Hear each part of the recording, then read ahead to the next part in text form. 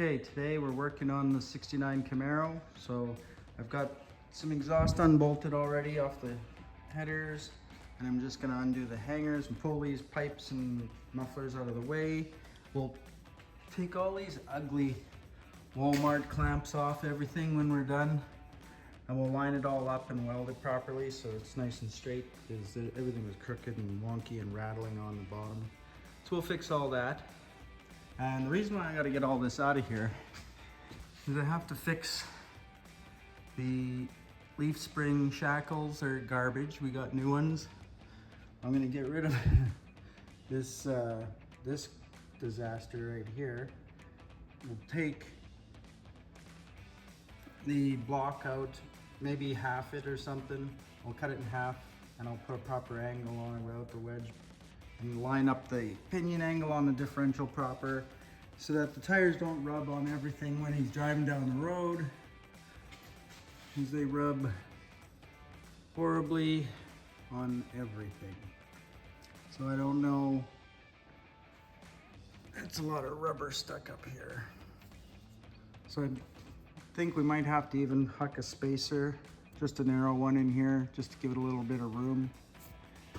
And then it'll probably rub on this, or if it isn't already. May not have been, but it probably will. But we'll lift it up about an inch out of the wheelhouse just to give it enough room for street driving. And in the front, we have somebody heated up the factory coils to lower it, and it rubs profusely on the fender. So I've got some QA1 shocks and springs that were designed just for a 69 Camaro with a big block, so that it's gonna ride proper, and they're adjustable so we can set it up exactly where we want it. It's already got proper control arms. It's got some good stuff in here. Some cheap Summit brakes, but still better than what it had originally. So, you know, they're not Willwoods, but they're gonna do the job for street driving, no problem.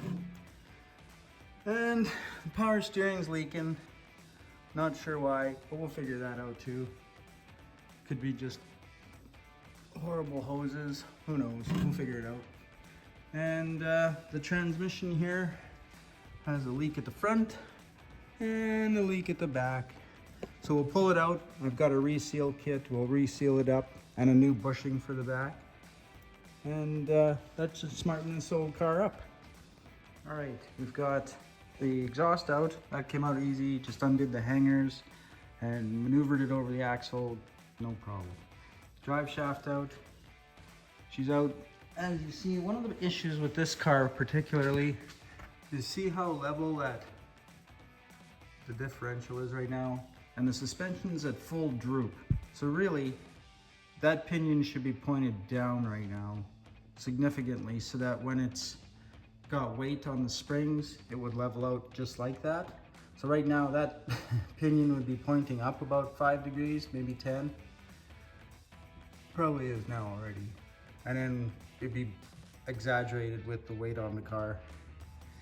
So they tried to mitigate that with these little wedges that they put in there that aren't really contacting anything or doing their job.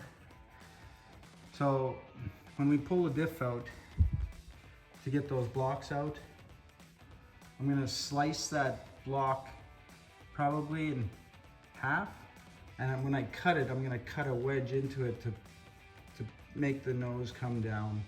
And I think one of the problems is the bolts don't have enough room in there for the differential to pitch down. That's why the wedges aren't really doing their thing.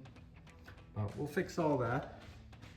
And make sure there's locating holes in those blocks too, so that it does, so that the differential's not, you know, doing that. Because this is dangerous and not safe at all. Anyhow, we'll fix all that and we'll make this work.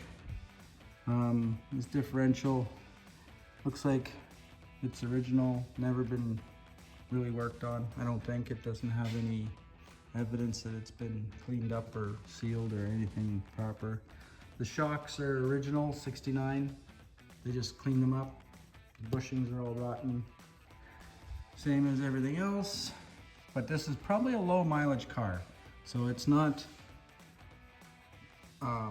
it was a good car to start with, I think. So floor pans are mint, everything, nobody cleaned anything.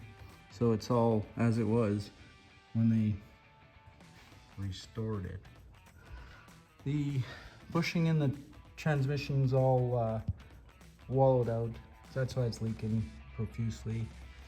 I ran all the numbers on the transmission. It's pieced together from about 3 different transmissions, but it's an M21 4-speed. It should be fine for a street car. Nothing killer, but it'll work. It'll do the job as long as everything's healthy inside and it doesn't make noise.